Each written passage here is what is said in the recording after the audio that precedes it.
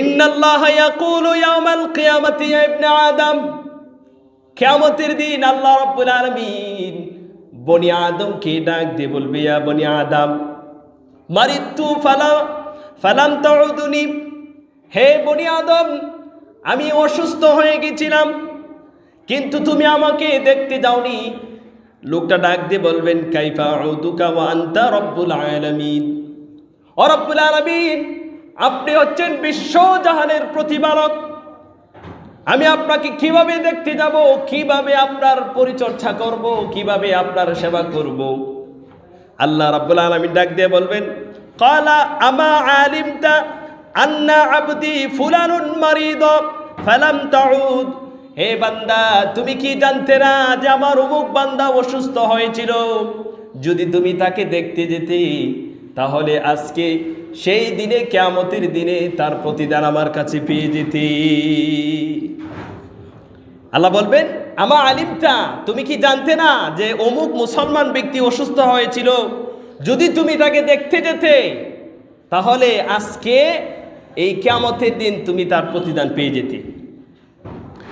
এরপর রব্বুল আলামিন লোকটাকে আবার ডাক দিয়ে বলবে, ইয়া বনি আদম, হে বনি আদম ইস্তাতআমতুকা ফালাম তুতি'মনি, এ বনি আদম আমি তোমার কাছে খাবার চেয়েছিলাম কিন্তু তুমি আমাকে খাবার দাওনি। মানুষ আশ্চর্য হয়ে বলবে, ইয়া রাব্বুল আলামিন আপনি তো হচ্ছেন বিশ্বজাহানের প্রতিপালক, আমি কিভাবে আপনাকে খাবার দিতে পারি, খাওয়াতে পারি? আল্লাহ রাব্বুল আলামিন বলবেন, উতইমুকা ওয়া আনতা রাব্বুল আলামিন, লোকটা ডাক দিয়ে বলবেন, আপনি হচ্ছেন বিশ্বজাহানের প্রতিপালক, আমি আপনাকে কিভাবে খাওয়াতে পারি? আল্লাহ বলবেন, ক্বালা আমা আলিমতা আন্নাহু ইস্তাতআমতুকা আবদি ফুলালান ফালাম তুতি'মুহু, এরে বান্দা তোমার কাছে আমার এক বান্দা খাবার চেয়েছিল, অনাহারি খাবার চেয়েছিল, তুমি তাকে খাবার দাওনি, যদি তুমি তাকে খাবার দিতে ফালাম তুতি'মুহু তাহলে আজকে কিয়ামতের দিন আমি আল্লাহ রাব্বুল আলামিনের কাছে তার প্রতিদান পেয়ে যেতে। কথা বুঝতে পেরেছেন? যে আল্লাহ বলবেন যে তোমার কাছে অনাহারি দরিদ্র অভাবগ্রস্ত লোকেরা খাবার চেয়েছিল, তুমি তাকে খাবার দাওনি, যদি দিতে তাহলে সেখানে আমি আল্লাহকে পেয়ে যেতে, আমি আল্লাহ সন্তুষ্ট পেয়ে যেতে।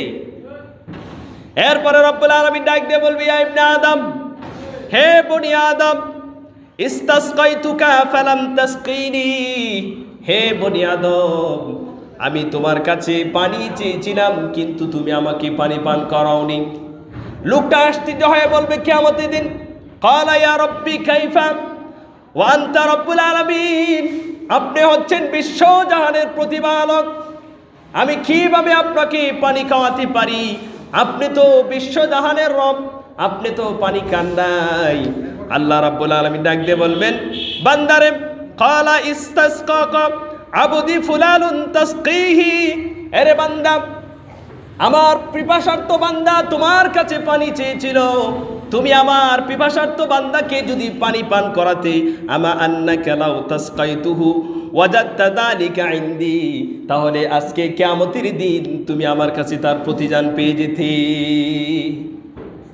সহিহ মুসলিমের হাদিস 2569 নম্বর হাদিস। তো এখানে আল্লাহ তিনটা বিষয়কে তিনি নিজের সাথে সম্পৃক্ত করেছেন। এক, যে কিয়ামতের দিন আল্লাহ বান্দাকে বলবে যে বান্দা আমি অসুস্থ হয়েছিলাম, তুমি আমাকে দেখতে যাওনি, আমার সেবা করতে যাওনি। তো বান্দা বলবে কিভাবে আমি আপনার সেবা করব? তা আল্লাহ বলছেন যে আমার অমুক বান্দা অসুস্থ হয়েছিল, যদি তুমি তাকে দেখতে যেতে, তার সেবা করতে, তাহলে আজকে কিয়ামতের দিন তুমি তার প্রতিদান পেয়ে যেতে, সেখানে আমার খুশি সন্তুষ্টি পেয়ে যেতে। দ্বিতীয় বলছে যে আমার বান্দা খাবার চেয়েছিল, আমি তোমার কাছে খাবার চেয়েছিলাম, তুমি আমাকে খেতে দাওনি। তো লোকটা বলবে যে রব্বুল আলামিন আপনি তো বিশ্বজাহানের প্রতিপালক, আমি আপনাকে কিভাবে খাওয়াতে পারি? তিনি বলবেন যে আমার দরিদ্র অভাবগ্রস্ত অনাহারি বান্দা তোমার কাছে খাবার চেয়েছিল, তুমি তাকে খাবার দেওনি, তুমি জানতে না যদি তাকে খাবার দিতে তাহলে আজকে কিয়ামতের দিন আমার কাছে তার প্রতিদান পেয়ে যেতে। তো আবার আল্লাহ ডাক দিয়ে বলে যে বনি আদম আমি তোমার কাছে পানি চেয়েছিলাম, তুমি আমাকে পানি পান করাওনি। লোকটা বলবে, আপনি তো রব্বুল আলামিন, আমি কিভাবে আপনার পানি পান করাবো আপনাকে? বলবেন যে আমার পিপাসার্ত বান্দা তোমার কাছে পানি চেয়েছিল, যদি দুনিয়াতে তুমি তাকে পানি পান করাতে, তাহলে আজকে কিয়ামতের দিন আমি আল্লাহ তোমাকে তার প্রতিদান দিয়ে দিতাম। তো এটা কত বড় একটা ইবাদত, সহিহ মুসলিমের হাদিস, কত বড় ইবাদত, যেটার জন্য কিয়ামতের দিন বান্দাকে আল্লাহ প্রশ্ন করবে। আর এই তিনটা বিষয়কে আল্লাহ নিজের সাথে সম্পৃক্ত করেছেন, নিজের সাথে সম্পৃক্ত করেছেন। তাহলে বুঝেন কতটুকু গুরুত্বপূর্ণ। এই যে রোগীর সেবা করা, এটা অনেক বড় একটা ফজিলতের কর্ম, অনেক বড় একটা ইবাদত। আজকে আমাদের সমাজ থেকে সেই ইবাদতটা উঠে যাচ্ছে। রাসূলুল্লাহ বলেছেন, আল্লাহ নবী বলেছেন, যেই ব্যক্তি সকালে অথবা সন্ধ্যায় কোনো রোগে আক্রান্ত ব্যক্তিকে, বিপদগ্রস্ত ব্যক্তিকে দেখতে যাবে, আল্লাহ তার জন্য ৭০,০০০ ফেরেশতা তার মাগফিরাতের জন্য লাগিয়ে দিবে। আল্লাহ নবী সাল্লাল্লাহু আলাইহি সাল্লাম বলেন, আবি হুরায়রা আন আলী রাদিয়াল্লাহু তাআলা আনহু বলেন, ক্বালা সামিতু রাসূলুল্লাহি সাল্লাল্লাহু আলাইহি সাল্লাম, আমি আল্লাহ রাসূলকে বলতে শুনেছি, ইয়াকুলু মা মিন মুসলিমিন ইয়াউদু মুসলিমা, যদি কোনো মুসলমান অপর কোনো মুসলমান রোগে আক্রান্ত ব্যক্তিকে দেখতে যাবে, গাজওয়াতান ইল্লা সাল্লা আলাইহি ৭০,০০০ মালাকিন, যদি সকাল বেলা যায় তাহলে সন্ধ্যা পর্যন্ত ৭০,০০০ রহমতের ফেরেশতা তার জন্য মাগফিরাতের দোয়া করবে। সুবহানাল্লাহি ওয়া বিহামদিহি। যদি সকাল বেলায় কোনো রোগে আক্রান্ত ব্যক্তিকে কোনো ব্যক্তি দেখতে যায়, আল্লাহ নবী বলছেন, আলফা মালাকিন, ৭০,০০০ ফেরেশতা, ৭০,০০০ ফেরেশতা, মালাকিন ইউমসি, সন্ধ্যা পর্যন্ত তার জন্য দোয়া করবি। সকালে দেখতে গেলে সন্ধ্যা পর্যন্ত দোয়া করবি। ওয়াইন আদুন আশিয়াতান ইল্লা সাল্লা আলাইহি ৭০,০০০। আর যদি কোনো অসুস্থ ব্যক্তিকে যদি সন্ধ্যার সময় দেখতে যায়, হাত্তা ইউসবিহা, সকাল পর্যন্ত, ওয়াকানা লাহু, সকাল পর্যন্ত ৭০,০০০ রহমতের ফেরেশতা তার জন্য মাগফিরাতের দোয়া করবে। ওয়াকানা লাহু খারিফুন ফিল জান্নাতি, আর আল্লাহ নবী বলেছেন, সে যেন জান্নাতে তার জন্য একটা ঘর বানিয়ে নিলেও পারবেন। এটা কঠিন ইবাদত, এটা নবীজির কঠিন সুন্নত। যদি সকালে যান তাহলে সন্ধ্যা পর্যন্ত ৭০,০০০ ফেরেশতা আপনার জন্য মাগফিরাতের দোয়া করবে। আর সন্ধ্যার সময় গেলে সকাল পর্যন্ত আপনার জন্য আল্লাহর রহমতের ৭০,০০০ ফেরেশতা আপনার জন্য মাগফিরাতের দোয়া করবে। সুনানে তিরমিজিতে আসছে, হাদিসটা হচ্ছে ৯,৬৬৯ নম্বর হাদিস। সুনানে আবু দাউদের হচ্ছে ৩,০৯৮ নম্বর হাদিস, সহিহ হাদিস। আল্লাহ নবী কতটুকু গুরুত্ব দিয়েছেন অসুস্থ ব্যক্তিকে দেখতে যেতেন। আরো হাদিসে এসেছে, আল্লাহ নবী বলেন, এটা একটা ইবাদত, অসুস্থ ব্যক্তিকে, রোগে আক্রান্ত ব্যক্তিকে, বিপদগ্রস্ত ব্যক্তিকে দেখাটা এটা একটা ইবাদত। আল্লাহ নবী বলছেন, আন আনাস থেকে বর্ণিত, তিনি বলেন, মান তাউদ্দুয়া ফা আহসানাল উদুয়া, যেই ব্যক্তি পরিপূর্ণভাবে সুন্দরভাবে উযু করবে, ওয়া দাআ আখাহুল মুসলিমু মুস্তাসিবান বিওয়াদিন মিন জাহান্নামা মাসিরাতা ৬০ খরিফা। আল্লাহ নবী বলেছেন, যে ব্যক্তি সুন্দর করে ওযু করবে, ওযু করার পরে তার কোনো মুসলমান রোগে আক্রান্ত ভাইকে দেখতে যাবে। কেন এখানে উযুর কথা বলছে জানেন? নামাজ পড়তে যেরকম উযু লাগে, রোগী ব্যক্তিকে দেখতে গেলে উযু লাগে, কারণ এটা একটা ইবাদত। আর ইবাদতের আগে কি লাগে? উযু করতে হয়। তো উযু না করলেও রোগে আক্রান্ত ব্যক্তিকে দেখা যায়। আল্লাহ নবী বলছেন, যে ব্যক্তি সুন্দরভাবে উযু করার পরে তার কোনো মুসলমান ভাইকে দেখতে যাবে, বিওয়াদিন মিন জাহান্নামা মাসিরাতান ৬০ খরিফা, সেই জন্য জাহান্নাম থেকে তাকে ৭০,০০০ বছরের দূরত্ব সরিয়ে নিল। কত দূরত্ব? যে ব্যক্তি কোনো অসুস্থ ব্যক্তিকে দেখতে যাবে, সে যেন তাকে জাহান্নাম থেকে ৭০,০০০ বছরের দূরত্ব সরিয়ে নেওয়া হলো। এর মানে কি? এর মানে হচ্ছে আপনাকে আল্লাহ জাহান্নাম থেকে মুক্তি দিয়ে দিবি। শুধু এতটুকু? আরো হাদিসে এসেছেন, আল্লাহ রাসূল সাল্লাল্লাহু আলাইহি সাল্লাম বলেছেন, যেই ব্যক্তি কোনো অসুস্থ ব্যক্তির সেবা করার উদ্দেশ্যে, তাকে দেখার উদ্দেশ্যে যাবে, তার জন্যে আসমান থেকে একজন ফেরেশতা ঘোষণা করবে। বলেন, কি কে ঘোষণা করবেন? আসমান থেকে একজন ফেরেশতা ঘোষণা দিবেন। আবি হুরায়রার বর্ণনা এসেছে, আল্লাহর নবী বলেছেন, মান দাআ মারিদান নাদা মুনাদিম মিনাস সামা। যখন কোনো ব্যক্তি তার কোনো অসুস্থ ভাইকে সেবা করার জন্যে, তাকে দেখার জন্যে যাবে, আসমান থেকে একজন ফেরেশতা ঘোষণা দিয়ে বলবে, নাদা মুনাদিম মিনাস সামাই তিবতা ওয়া তাবা মামশাকা। আসমান থেকে একজন ফেরেশতা ঘোষণা দিয়ে বলবেন, মামশাকা ওয়া তাবাওয়াতা মিনাল জান্নাতি মানজিলা।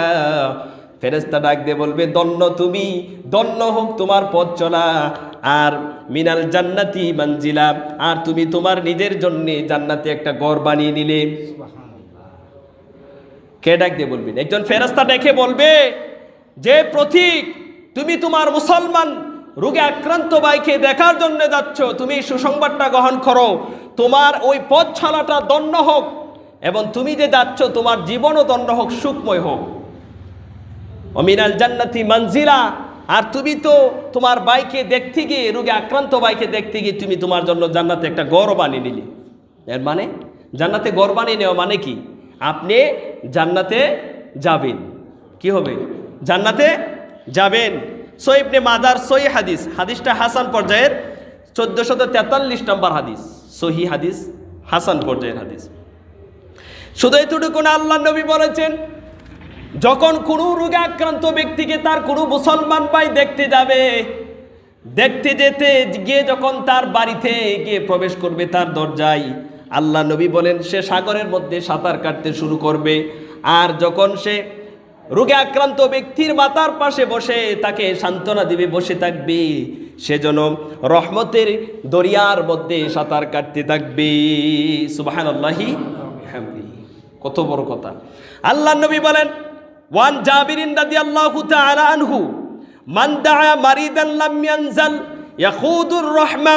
যখন কোনো ব্যক্তি তার কোনো মুসলমান ভাইয়ের সেবা করার উদ্দেশ্যে তাকে দেখার জন্য তার বাড়িতে যাবে, হাত্তা ইয়াজলিসা ফাইদা জালাসা ইকতামাসা ফিহা। আল্লাহ নবী বলেছেন, তার বাড়িতে প্রবেশ করার সঙ্গে সঙ্গে সে যেন আল্লাহর রহমতের দরিয়ার মধ্যে প্রবেশ করলো, সাঁতার কাটতে শুরু করলো। আর যখন অসুস্থ ব্যক্তির মাথার পাশে বসে গিয়ে তাকে সান্ত্বনা দিবে, তার সেবা করবে, সে যেন আল্লাহর রহমতের দরিয়ার মধ্যে প্রবেশ করবে, ডুবে যাবে। কত বড় কথা! আল্লাহ নবী বলেছেন, তুমি তোমার মুসলমান রোগে আক্রান্ত ভাইকে দেখতে যাও, গিয়ে তার মাথার পাশে, তার মাথার মধ্যে হাতটা বোলায় বলো, ভাই কেমন আছো? ভাই কেমন আছো? এখন কি অবস্থায় আছো? আপনি তাকে সান্ত্বনা দিন। আপনার সান্ত্বনা তার মনের মধ্যে সাহস যোগাবে। যদিও আপনার সান্ত্বনার দ্বারা তার কোনো কল্যাণ হবে না, কিন্তু সে মনের মধ্যে একটা স্বস্তি লাভ করবে, কিন্তু আপনি তো বিশাল সওয়াবের অধিকারী হয়ে যাবেন। তো এখন আমাদের দেশে উল্টা বুঝেন তো, উল্টাটা হচ্ছে, অনেক মানুষ যায় রোগে আক্রান্ত ব্যক্তিকে দেখার জন্য, গিয়ে আরো তার রোগ আরো বাড়িয়ে দিই, তারা আরো হতাশাগ্রস্ত করে দিই। কথা বুঝেন? তাকে আরো কি করে? বিপদগ্রস্ত করে দেই। কিছু মানুষ আছে, কিছু মহিলা আছে, বেশিরভাগ এই ক্ষেত্রে মহিলাদের মধ্যে এই স্বভাবটা দেখা যায়। কোনো রোগে আক্রান্ত হয়েছে, বা কারো ক্যান্সার হয়েছে, বা কারো অন্য কোনো রোগ হয়েছে, যেটা সে তার জীবন নিয়ে এমনি নিরাশার মধ্যে আছে, তখন গিয়ে বলবে কি, যে ভাই কেমন আছো, বা বোন কেমন আছো? হ্যাঁ ভালো আছি। ও শোনো আমাদের পাশের বাড়ির অমুকের তো এই রোগ হয়েছিল, এই রোগে সে মারা গেছে। কথা বুঝতে পারছেন? তখন যেই ব্যক্তি তার জীবনটা নিয়ে এমনি নিরাশার মধ্যে আছে, অসুস্থ ব্যক্তি, তখন সে তার জীবনের প্রতি আরো নিরাশ হয়ে যাবে। হারে, আমার যে রোগ হয়েছে, ওই রোগ হয়ে আমার প্রতিবেশী মারা গেছে, তো আমিও মরে যাব। কিন্তু আমরা কি করি? আরো তারা হত্যা করে ফেলি। ওয়ান সাওবান রাদিয়াল্লাহু তাআলা আনহু, ইদা আদা আখাহুল মুসলিম, যে ব্যক্তি তার কোনো মুসলমান ভাইকে দেখতে যাবে, লাম ইয়ানজাল ফি গুরফাতিল জান্নাতি হাত্তা ইয়ারজি'i, সে বাড়িতে ফিরে আসা পর্যন্ত সে জান্নাতের বাগানের মধ্যে বিচরণ করবে। সুবহানাল্লাহি ওয়া বিহামদিহি। আপনি যখন আপনার কোনো মুসলমান রোগে আক্রান্ত ভাইকে দেখতে যাবেন, আপনি বাড়ি ফিরে আসা পর্যন্ত আপনি কোথায় থাকবেন? জান্নাতের বাগানে অবস্থান করবেন, বিচরণ করতে থাকবেন। আর এই অবস্থায় মৃত্যু হলে কি হবে? আপনি শহীদ হয়ে যাবেন।